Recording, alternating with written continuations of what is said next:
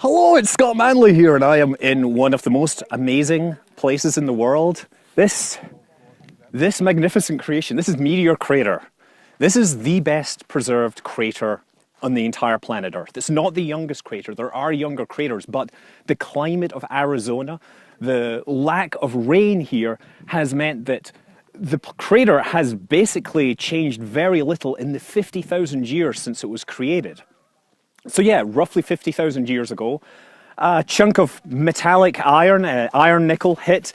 It was probably about 100 to 150 feet across, hit at something like 10 to 15 kilometers per second, depending upon which papers you read. And yeah, blast was equivalent to maybe 10 to 20 megatons. It blew this thing out of the earth. The crater is about half a mile, just kilometer wide. It's about 300 meters deep, and this isn't actually as deep as it once was because, of course, even with the limited amount of erosion, this crater has had a lot of sediment sink into the bottom. So, yeah, the crater was known for a while amongst the locals. It was found by a US Army cartographer who called it a big hole, apparently. Later, it was known by various names: the Diablo Canyon meteorite crater, the Coon Mountain meteorite crater, and currently it's best known as the Barringer crater because in the early 1900s, a guy called Daniel Barringer, who had made a ton of money mining silver, he was a geologist, and he thought that this crater had been created by an asteroid.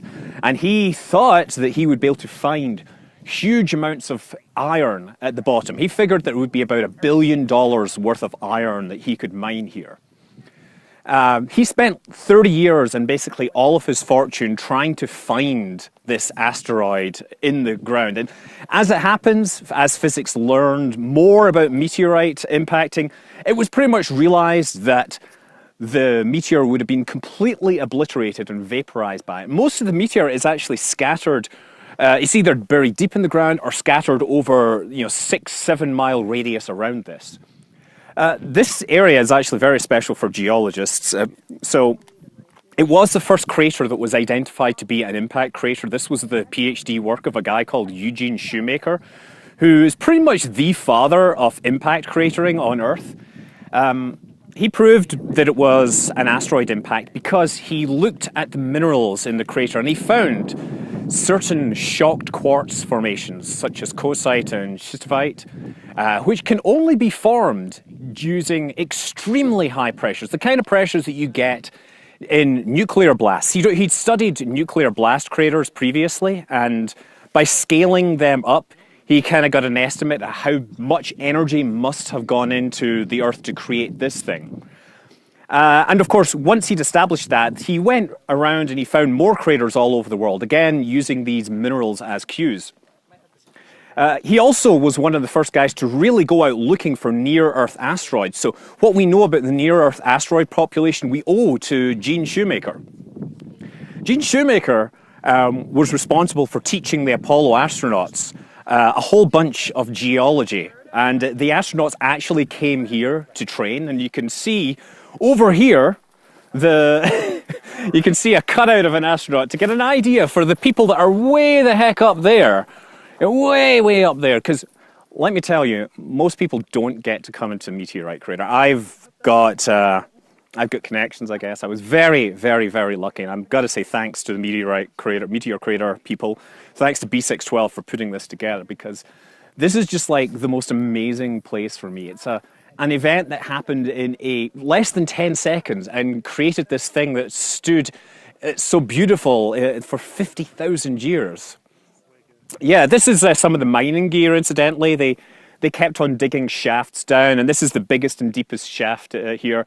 It goes down several hundred feet, I think.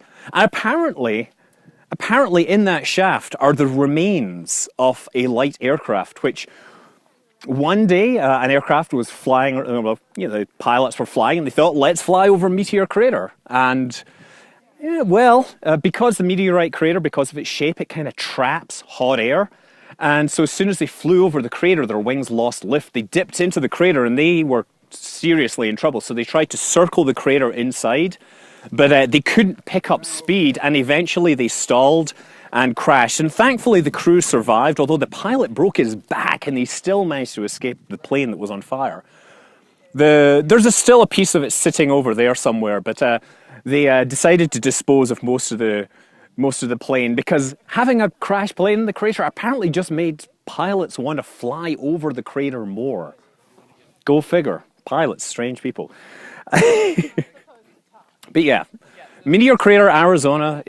You can come here to the visitor center if you want. They've got some great shows there. They have a chunk off the meteor, which is over 1,000 pounds. It's huge, and you can touch it and feel the power that it brought to the Earth. Obviously, it's not moving at 15 kilometers per second, but it's still pretty impressive to see that there. They have a boilerplate capsule from the Apollo program. And yeah, it's an interesting place to come if you are in Arizona. And if you love space, you have to come to this place. I'm Scott Manley. Fly safe.